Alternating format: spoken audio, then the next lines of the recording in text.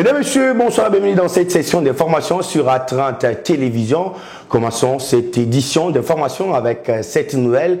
Toutes les mesures nécessaires sont prises pour la reconquête des zones occupées par le M23.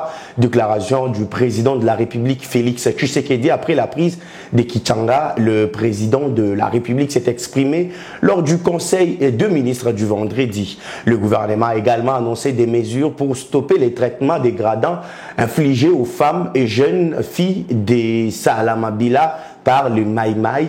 Je vous propose de suivre l'extrait du compte-rendu du Conseil des ministres lu par le ministre de la Communication, Patrick Muyaya.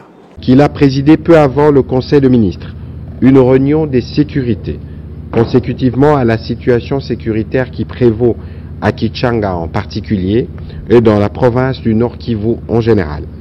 Il a tenu à rassurer toute la population congolaise en général, particulièrement celle du Nord Kivu en particulier, que toutes les mesures sont prises pour barrer la route aux aventures du Rwanda et du mouvement terroriste M23. La communauté internationale a été de nouveau interpellée par les présidents de la République au regard des conséquences désastreuses que génère cette situation sur les populations congolaises. En dernier lieu, le Premier ministre chef du gouvernement a condamné et dénoncé les exactions dégradantes et inhumaines des miliciens du groupe armé Maï-Maï Malaïka qui s'illustrent dans les pratiques islamistes de la charia. Ils ont récemment passé à la flagellation de jeunes filles et femmes habillées en jupe courte et pantalon dans la zone sous leur contrôle, précisément dans la commune rurale de Salamabila, en territoire de Kabambare. À ces propos, le Premier ministre a informé le membre du gouvernement qu'une délégation gouvernementale y sera dépêchée. À ces délégations seront aussi associés les élus nationaux dans le but de faire un rapport complet aux services habilités et de sanctionner toutes les personnes qui sont responsables de ces actes de violence. Dans le secteur de l'enseignement, le ministre de l'EPST, Maître Tony Mwabakazadi, a remis ce samedi des centaines de bancs à la province éducationnelle du Congo central 1. Cette dotation s'inscrit dans le cadre de la campagne Pas une école sans banc, patronnée par le chef de l'État, Félix Antoine Tshisekedi Tshilombo. Cette cérémonie s'est déroulée en présence de plusieurs autorités du secteur de l'enseignement au Congo central. Ce dans le cadre de la campagne Pas une école sans banc, patronnée par le président de la République Félix Tshisekedi pour l'amélioration des conditions d'apprentissage des élèves, que le ministre de l'enseignement primaire, secondaire et technique, Maître Tony Mwabakazadi, a remis symboliquement des centaines de bancs à la province éducationnelle du Congo central 1. Alors, dans le cadre de la campagne Pas une école sans banc, le ministère de l'enseignement primaire, secondaire et technique, à travers la direction des infrastructures scolaires, nous avons signé 6 contrats avec des ONG locales pour la production de 60 000 bancs en raison de 10 000 bancs par province. Il n'y en a que 6 pour la première phase. Pour aujourd'hui, c'est la remise symbolique d'un petit lot. On a parlé de 200 ici. Mais ça marque le départ de la distribution des 10 000 bancs destinés à la province du Congo central. Du côté des bénéficiaires, les remerciements vont tout droit au chef de l'État et à celui qu'on appelle le gardien de la gratuité. Depuis que je suis là, je n'ai pas encore reçu un tas de nombre de bancs dans ma province éducationnelle. Il n'y a pas eu une structure qui a puis oser nous déposer des bancs. Mais voir ce que le ministre est venu faire ici, nous donner 10 000 bancs pour la province du Congo central, c'est vraiment beaucoup. Nous nous réjouissons. Nous voyons qu'il reste dans la logique du chef de l'État, pas une école sans bancs.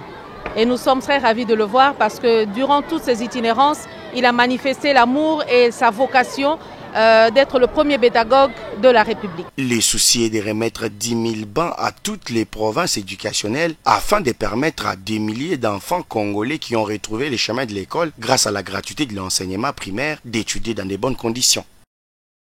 Direction OGFREM, l'année 2023 est celle des engagements de la Direction générale pour l'amélioration des conditions de travail et l'instauration de la justice distributive. Propos du président du conseil d'administration de l'Office de gestion des fret multimodal, Amissi Makutano Adolphe, au cours d'une cérémonie d'échange des vœux entre agents et cadres de cet établissement public. C'était le vendredi au chapiteau de Pullman Hotel.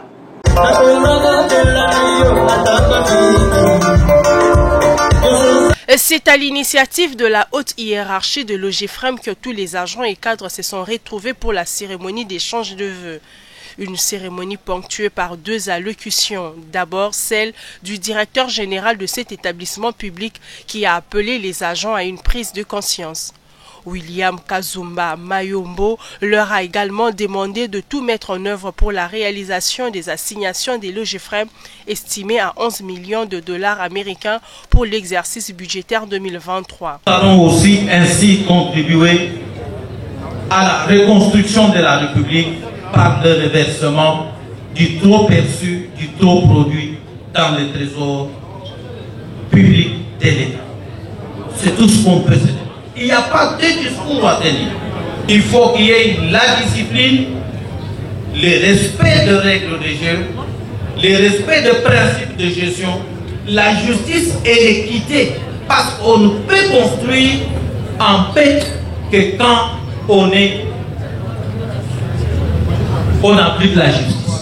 Le président du conseil d'administration de l'OGFREM, Amissi Makutano Adolphe, a indiqué que cette nouvelle année sera celle de l'amélioration des conditions de travail des agents, la mise en place générale, la formation et le renforcement de capacités.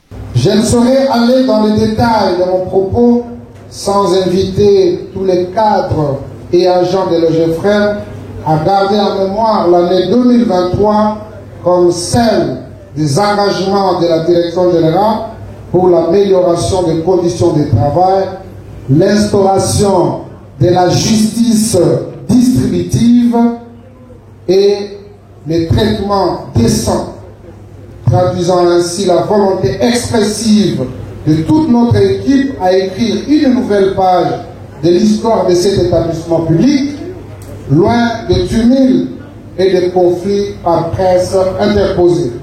Cette cérémonie qui s'est déroulée en présence des administrateurs, des membres de la direction générale, des directeurs, des commissaires aux comptes et des agents et cadres de l'OGFREM s'est clôturée dans une ambiance bon enfant. Autre nouvelle dans cette session d'information, invité à prendre part à la cérémonie d'échange des vœux par l'ONG ACAJ, les députés Tingui Pouloulou a dénoncé la mégestion ainsi que les détournements au sein de la Société nationale d'électricité SNEL, dont il est administrateur. Cet élu de la FUNA révèle que cette société a à ce jour une dette estimée à plus de 3 millions de dollars américains. Les entreprises de l'État, on est en train de les détruire. Je peux peut-être vous étonner. Vous savez que je suis nommé à la SNEL. J'arrive à la SNEL, je trouve que la SNEL a une dette plus que la République démocratique du Congo. 4 milliards 300 millions de dettes. Mais vous regardez la SNEL, tout son corps est dans l'abîme. Il ne reste que sa tête. La SNEL, tout son corps est dans l'abîme. Il ne reste que sa tête, que je tiens encore au niveau des oreilles. Le conseil d'administration, chacun cherche même à toucher les cheveux pour ne pas lui laisser tomber totalement et disparaître. Vous ne pouvez pas oublier ça. Vous savez délimiter première série à 17e série. Avant 2000, c'était des entreprises. Aujourd'hui, toutes ces entreprises ont disparu, c'est devenu des églises. Vous ne pouvez pas oublier cette réalité. Du premier riz au 18e riz, c'était des entreprises. General Motors, s'il faut, Bata, ainsi de suite. Mais aujourd'hui, premier riz, c'était les Bethel, 5e, chapelle de vainqueurs, 7, grand-frère Maître Mutombo, 18, Mama Olangi, et finalement, 18e néo-apostolique. Ce sont des églises, et ceux qui n'ont pas transformé ces lieux aux églises, ce sont des lieux mortuaires. Ça ne vous dit rien? Parlons à présent du processus électoral en RDC. Le président de la Commission électorale nationale indépendante, CENI, Denis Kadima Kazadi, séjourne depuis ce vendredi 2023 à Kalemi, chef-lieu de la province du Tanganyika, troisième étape de sa tournée qu'il effectue dans 5 des 9 provinces du pays qui constituent l'aire opérationnelle 2 pour l'identification et enrôlement des électeurs. Sur place, le numéro 1 de la centrale électorale s'est dit satisfait du travail qu'abattent les agents de la CENI. Aussitôt arrivé à Kalemi, dans la province du Tanganyika, le numéro 1 de la centrale électorale s'est rendu au gouvernorat où il a été accueilli par les vice-gouverneurs de la province, Ferdinand Massamba, avant de prendre part à une réunion avec le conseil provincial des opérations pour un état des lieux de la situation au plan local en lien avec la sécurisation de ces processus. Vous savez bien que la CENI venait juste de lancer les opérations d'enrôlement des électeurs dans l'ère opérationnelle 2 qui contient la province de Tanganyika. Alors je suis venu faire un peu l'état des lieux au moment où nous commençons cet exercice. Et évidemment, j'ai préféré commencer ici à la province, rencontrer son Excellence Monsieur le vice-gouverneur et tenir une réunion avec le conseil provincial des opérations qui s'occupe des questions sécuritaires. Parce que vous savez, les élections, ça se passe partout, dans tous les coins du pays. Et il est important que nous nous assurions que, au-delà de notre travail technique, que les autorités provinciales et locales jouent leur rôle en matière de sécurité. À l'école primaire Bakita, un des centres d'inscription des électeurs où il s'est rendu par la suite, l'occasion a été donnée au président de la CENI de prendre la température de l'opération d'identification et enrôlement en cours. Ici, Denis Kadima est satisfait du travail. Et nous sommes satisfaits de voir que le personnel que nous avons formé est en train de faire du bon travail. Ils ont commencé le 25 et aujourd'hui déjà je vois qu'ils ont atteint la vitesse des croisières. Ils sont en train d'enrôler un grand nombre de gens. On peut voir que les leçons tirées de l'ère opérationnelle 1 sont en train d'être efficacement utilisées ici. Rappelons que l'opération d'identification et d'enrôlement des électeurs a débuté depuis mercredi dernier dans la deuxième ère opérationnelle pour une durée de 30 jours. Toujours dans ce chapitre, la coalition Lamuka, à travers sa coordination des opérations électorales, relève des dysfonctionnements dans plusieurs centres d'enregistrement. C'est après avoir déployé ses observateurs sur terrain. La COEL qui note que Kadima planifie un chaos, sollicite un audit sur les fonds décaissés à la CENI et invite également la population à s'enrôler massivement pour sanctionner les uns et les autres. Lors de ces points de presse, les observateurs de la COEL, la coordination des opérations électorales de Lamuka, ont énuméré différents problèmes dans le centre d'enrôlement, tant à Kinshasa que dans d'autres provinces, de la première ère opérationnelle, soulignant entre autres la mauvaise qualité de la carte et la non-maîtrise des équipements par les préposés de la CENI. Cette structure de Lamuka estime que Denis Kadima a planifié le chaos. La source d'énergie pour assurer la fonctionnalité efficiente des machines pose problème dans beaucoup de centres, avec comme conséquence à peine 30% de centres fonctionnent effectivement. 7. Il y a encore aujourd'hui des centres de l'ère opérationnelle numéro 1 qui ne sont toujours pas ouverts. D'autres n'ont pas atteint la vitesse de croisière. 8. Dans plusieurs centres, les équipements n'ont pas été déployés au même moment. Les kits sont arrivés sans panneau solaire ni carte. 9. Plusieurs agents de centres d'enrôlement ont été recommandés par le parti politique, membres de l'Union sacrée, ce qui explique la non-maîtrise des équipements. Cette coordination exige par ailleurs qu'un audit soit diligenté sur la gestion des Kadima en rapport avec tous les fonds décaissés en faveur de la CENI. Nous demandons en outre qu'une enquête soit menée pour élucider le contour de l'accord conclu entre M. Kadima au nom de la CENI et la société Mero System. 3. Nous demandons à la population congolaise de continuer à affluer massivement dans les centres d'enrôlement pour se faire enrôler afin d'imposer un vrai changement lors des élections du 20 décembre 2023. Pour rappel, après 30 jours d'enrôlement dans la première ère opérationnelle, la CENI a prolongé de 25 jours l'opération pour pallier notamment au retard causé par certains couacs. Et le collectif pour les changements de la Lomami a organisé une conférence sur l'opération d'enrôlement et d'identification des électeurs. Conférence qui a eu pour thème renouvellement de la classe politique, socle du développement. Cette rencontre a connu la participation de jeunes leaders de cette province. Reportage.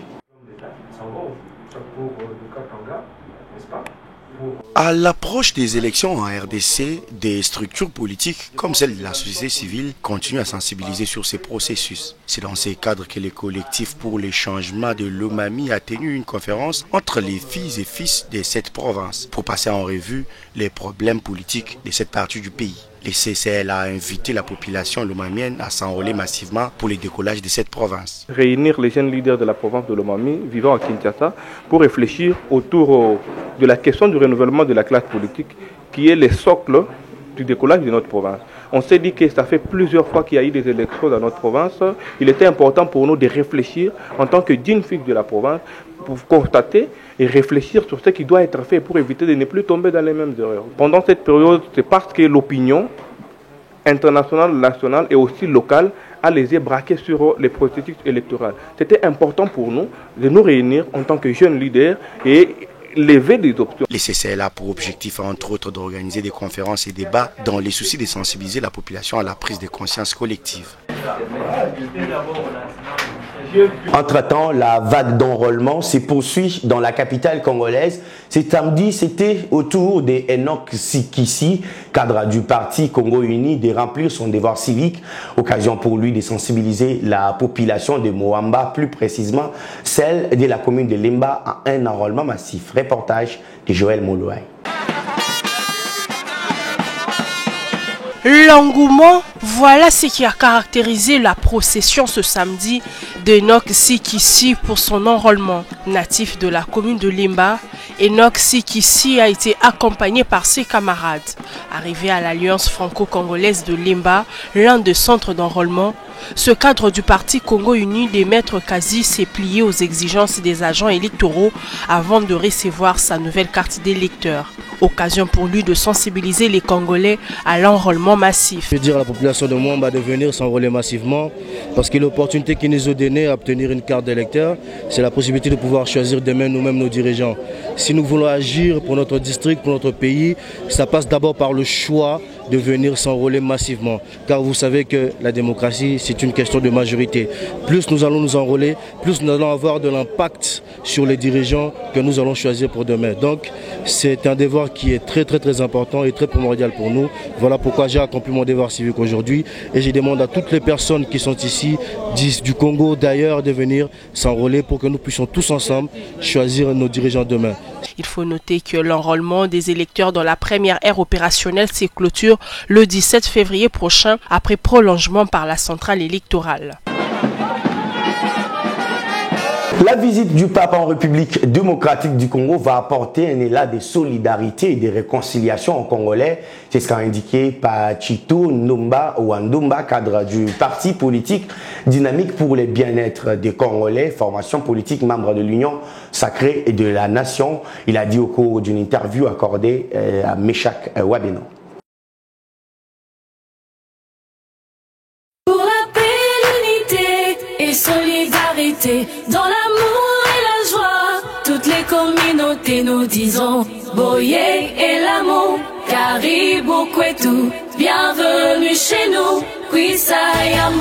Pour une première fois depuis 1985, sous le maréchal Mobutu, le pape sera en visite en République démocratique du Congo du 31 janvier au 3 février prochain. Cette arrivée du souverain pontife apportera un souffle nouveau au milieu des Congolais, estime le parti politique Dynamique pour le bien-être des Congolais. L'arrivée du pape va apporter un élément nouveau dans la réconciliation entre Congolais. Les divisions entre nous ont rongé le pays, ont détruit le pays au point que l'ennemi a profité de cela.